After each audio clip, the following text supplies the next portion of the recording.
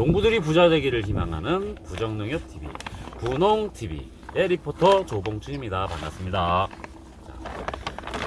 자, 오늘 제가 말씀드리고 싶은 부분이 있는데요. 뭐냐면은 우리 반장님 오셔야 재미는 아십니다.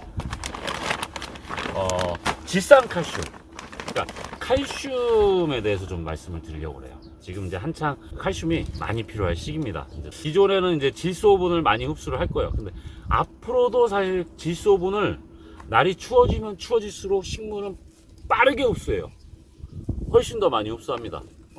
어쩔 수가 없어요. 가장 저온에서 가장 악조건에서 식물이 가장 흡수를 잘하는 것, 그거는 질소예요. 질소. 그래서 토양에다가 뿌려놓은 질소분들을 가장 흡수를 잘해요. 근데 질소를 많이 먹다 보면 어떻게 될까요? 사람도 한 가지만 너무 많이 먹게 되면, 그러니까 고기만 너무 잘 먹었어, 그러면 어떻게 될까? 대려 몸에 이제 탈이 나겠죠. 이왕이면은 골고루 먹어야 되지 않겠어요? 그러니까 질소를 너무 많이 흡수를 하게 되면요, 조직 자체가 약해집니다. 연해져요. 그렇게 연해지다 보니까 병과 해충에 약해지게 됩니다. 그러면은 그걸 어떻게 예방해 주지? 할 때 필요한 게 뭐냐? 칼슘.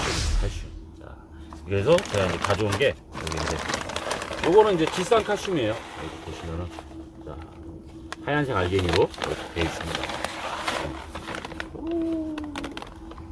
질산칼슘을 많이 애용하는 편이에요. 이제 칼슘들 중에서는 대체로 이제 염화칼슘, 질산칼슘, 초산칼슘, 탄산칼슘입니다. 보통 한 3가지 정도를 쓰는데요. 저 같은 경우는 이제 그 중에서 질산칼슘을 좀 많이 사용을 합니다.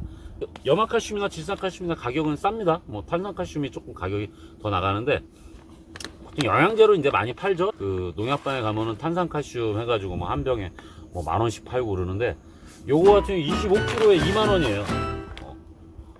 25kg. 엄청 싸죠? 염화칼슘 같은 경우도 뭐 한 18,000원, 17,000원이면 구입을 할 수 있습니다. 뭐 가격 차이는 크게 안 나죠? 25kg당이에요, 그거는. 제가 이제 염화칼슘을 사용하지 않는 이유는, 염화칼슘은 염소와 이제 칼슘이 결합되어 있는 형태인데요. 얘네들이 이제 칼슘을 흡수하고 나서 염소 같은 경우는 토양에서 잘 빠져나가긴 하는데요. 그래도 좀 남아있을 때 뿌리에 좀 영향이 있어요. 새 뿌리가 발생을 하는데 영향이 좀 있다 보니까 저는 염화칼슘보다는 이제 질산칼슘을 좀 선호하는 편입니다. 물론 염화칼슘도 조금씩 가끔 사용을 해요. 아예 안 쓰는 건 아니에요. 이 시기에 이제 조직을 더 단단하게 하고 맛도 있게 하기 위해서는 이제 칼슘이 좀 첨가를 돼야 됩니다. 그런데 칼슘만 들어가면은 좋진 않아요. 왜냐면은 칼슘은 잘 이동을 못해요. 칼슘이 이동을 잘 못합니다. 칼슘이 부족할 때 항상 식물의 끄트머리가 누렇게 썩거나 이제 골아가는 거나, 뭐 배꼽성은병이든 뭐 딸기 같은 경우는 꽃받침이 탄다거나 할 때 대부분의 칼슘 부족으로 판단이 됩니다. 그래서 칼슘이 그만큼 이동을 잘 못해요. 다른 양분들하고 다르게 물로만 이동이 되고요. 또 조건도 되게 까다로워요. 물이 많아도 못 먹고요, 물이 적어도 못 먹고요, 날 추워도 못 먹고요, pH가 안 맞아도 못 먹고요. 아주 지랄 같은 놈이요, 칼슘이. 좀 거시기해. 근데 이 칼슘을 잘 이동하기 위해서 무엇이 좋을까요? 하면은 가장 좋은 거는 사실 붕사입니다. 붕소인데, 붕소는 이제 화학기호고요. 실제로 사용되는 거는 붕사와 붕산이 있습니다. 붕사 같은 경우는 이제 미리 토양에 처리를 해서 작물이 천천히 흡수하게끔 해주는, 보통 200평당 1kg 이제 사용하게끔 돼 있죠. 그렇게 쓰는데요. 제가 사용하다 보면 약간 이제 부족한 감이 있어요. 그래서 칼슘을 연면 시비를 하거나 그 토양 처리를 할 때 이 붕산을 좀 넣어줍니다. 요건 금액도 얼마 안 합니다. 요거 지금 1kg에 부정농협에서 한 8,000원 정도 제가 이제 구입을 하거든요. 요거 1kg만 한참 쓸 수 있어요. 왜냐면은 아주 조금 들어가요. 아주 조금. 칼슘을 뭐 이제 할 때 이제 같이 이제 사용을 해주시면 훨씬 효과가 좋은데, 어느 정도 비율이냐라고 한다면은 비율은 최하 10대 1 정도. 칼슘을 20리터 기준으로 했을 때 20g을 넣는다면 한 2g 정도만 넣어도 돼요. 그래도 충분히 그 역할을 합니다. 너무 많이 집어넣어줘도 붕산의 과잉으로 그다지 좋지는 않으니까요. 적정량을 넣어주시면 도움이 됩니다. 그리고 참 이 칼슘을 연면 시비에서 효과를 보시려면요, 한 번 갖고는 안 됩니다. 한 일주일 간격, 최하 한 3번 이상은 사용을 해주셔야지 칼슘의 효과를 더 잘 볼 수 있으니까요. 이제 수확기까지는 쫙쫙 이렇게 뿌려주시면은, 그 김장하시면은 이제 그런 배추 같은 경우는 보관도 오래돼요. 뭐 이제 한여름 이제 장마철 지나도 묵은내 많이 안 나고 이렇게 보관이 잘 되니까, 이렇게 칼슘을 잘 사용하시면은 김장일치 오래 먹을 수 있습니다. 아삭아삭한. 내가 어제 진짜 간만에 서울 가가지고 묵은지에다 고기 싸 먹으니까 기가 막히다 맛이 그냥. 우리 집에 또 묵은지를 좀 꺼내야겠어. 명절 기념으로 묵은지 파티를 해야겠지. 올해 제가 배추가 아까워가지고 배추김치를 많이 안 먹었더니 많이 남아있더라고요. 아주 좋아. 지금 김치통 열어올 때마다 마음이 꽉 찬 것 같아.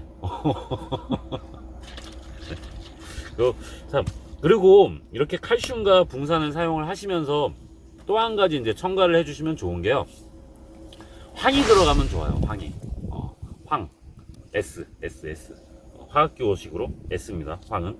이 황이 들어가면 좋고요. 지금 이제 보여드리는 건 이제 모두싹을 보여드리는데, 연면 시비로 저 같은 한 1100 정도로만 넣어줘요. 많이는 해주지 않고 살짝만 해가지고 뿌려주면서 이렇게 하기도 하고요.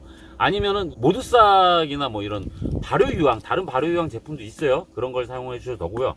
그리고 더 저렴하게 쓸 수 있다 라고 하는 게 뭐가 있냐면 황산가리가 있습니다. 황산가리에도 황이 들어가 있는 거예요. 황과 산이 결합되어 있는 황산가리에도 어차피 칼륨도 필요합니다. 칼륨도 필요하기 때문에 황산가리를 추비로 넣어주시면 좋아요. 근데 간단하게 더 쉽게 얘기를 해드리면은, 자, 보통 추비 있죠. 추비. 우리 추비를 넣잖아요. 추비가 보통 뭘 넣죠? 제일 많이 쓰는 거, 그냥 추비 주세요 하면은, 농협에 가서 추비 주세요 하면은 가장 많이 주는 거, 요소 빼고 복합 NK. 그렇죠. 복합 비료 중에서 NK 비료가 있죠. NK 비료. NK가 N이 지소입니다. K가 가리고요. 칼륨. N은 대체로 요소나 암모니아 지산태 지소나 아니면 지산태 지소가 포함이 되어 있고요. 그 다음에 가리 같은 경우는요, 황산가리가 포함이 됩니다. 비료 같은 거를 구입을 하실 때는 항상 뒷면에 무엇이 섞여 있는지를 잘 봐야 됩니다. 꼭 NK 비료들이 대체로 요소와 황산가리를 섞이는 것도 있고요. 또 어떤 거는요, 질산태 질소, 질산 칼륨이 있습니다. 질산 칼륨에는 황산 칼륨이 아니에요. 황이 첨가되어 있지 않은 겁니다. 그렇기 때문에 질산 칼륨을 NK 비료 대용으로 사용을 하실 때는요, 따로 유황을 첨가를 해주시는 게 도움이 됩니다. 유황을 따로 연면 시비를 한다거나 유황이 첨가되어 있는 추비를 같이 사용을 해주시면, 이씨 배추 에이 나비들 진짜.